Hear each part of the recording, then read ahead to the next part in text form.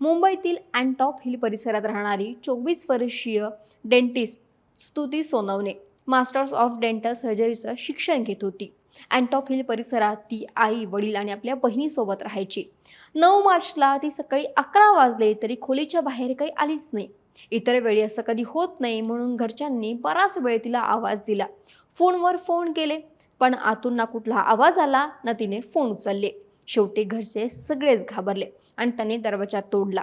तर आत गळफास घेतलेल्या अवस्थेत स्तुतीचा मृतदेह सापडला आणि सगळ्यांच्याच पायाखालची जमीन सरकली. तिला तातडीने दवाखान्यामध्ये नेलं, पण तिचा आधीच मृत्यू झालेला होता.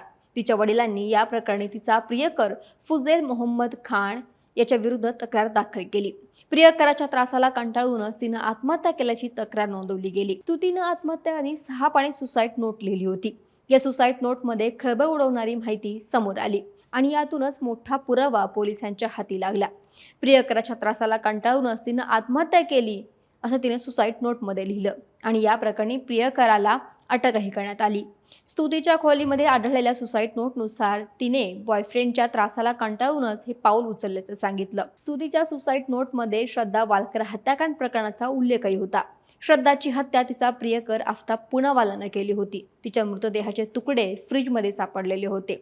स्तुतीनं सुसाईड नोटमध्ये म्हटलं की तिचं आणि फजल खान यांची ओळख एका डेटिंग ॲपवरती झाली होती. त्यानंतर ते गेल्या वर्षभरापासून रिलेशनशिपमध्ये होते. सुरुवातीला सगळं काही दोघांमध्ये चांगलं होतं, पण मात्र दोघांमध्ये आता काही महिन्यांपासून सतत वाद सुरू होते. काही ना काही कारणावरून वाद होत असायचे. त्यानंतर बॉयफ्रेंड फुझल सोबतचं स्तुतीचं नातं बिघडलं होतं. तो सतत तिच्या चारित्र्यावरती संशय घ्यायचा आणि मानसिक छळ तिचा सुरू होता. तिला घाणेरड्या भाषेत बोललं जायचं, शिवीगाळ केली जायची, तिचा अपमान करणारे अश्लील मेसेजही तो तिला करायचा. तिच्यावरती घाणेरडे आरोपही करायचा.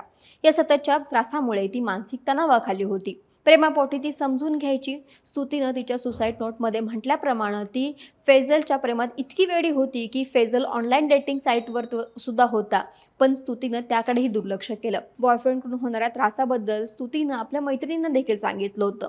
त्यावरून मैत्रिणी अनेकदा मस्करी करायच्या की तू एक दिवस फ्रीजमध्ये सापडशील असं म्हणायचा, असाही उल्लेख तिनं केलाय. पण स्तुतीला वाटायचं की सगळेच तसे नसतात, पण सगळे खरेच होते आणि मीच चुकले असं तिनं सुसाईड नोटमध्ये म्हटलं. आत्महत्येच्या काही दिवस आधीही स्तुती आणि फुझेलमध्ये भांडणं सुरू होती, पण शेवटी प्रियकराच्या मानसिक त्रासाला कंटाळूनच तिनं स्वतःला संपवलं. या प्रकरणी पोलिसांनी तपास सुरू केला आहे